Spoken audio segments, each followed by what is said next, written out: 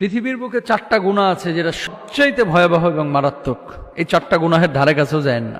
কবিরা গুনাহ তো অনেক আছে, তাই না? কিন্তু এই 4টা গুনাহ যদি কেউ করে ও ধ্বংস হবেই হবে। দুনিয়াতেও ক্ষতিগ্রস্ত হবে, আর আখেরাতে তো চূড়ান্ত জাহান্নামের সাধন করতেই হবে। কিন্তু এই পাপগুলো খেয়াল করেন তো, কয়টার সাথে আপনি জড়িত?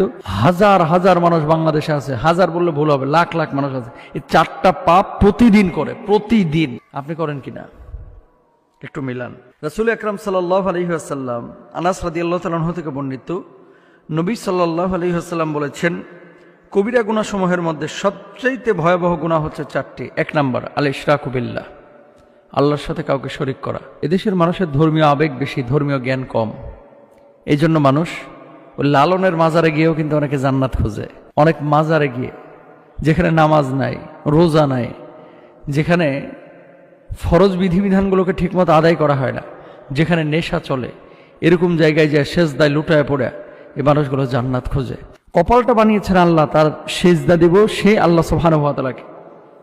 মানুষকে অনেকে সেজদা দেয় জানেন? অনেক মানুষ আছে বিভিন্ন মাজারে কবর সেজদা দেয়। পৃথিবীর কোনো মানুষকে সেজদা দিতে পারে না, এটা হারাম, এটা নিষিদ্ধ। নবী সাল্লাল্লাহু আলাইহি ওয়াসাল্লামকে একজন সাহাবী বললেন, ইয়া রাসূলুল্লাহ, সম্ভবত উনি ইয়ামান থেকে এসেছিলেন, যে আমি আপনাকে অত্যন্ত ভালোবাসি, অত্যন্ত মহব্বত করি, একটু পারমিশন দেন না, আপনাকে একটু সেজদা করে ভক্তি করি, আপনাকে ভালোবাসা প্রদর্শন করি।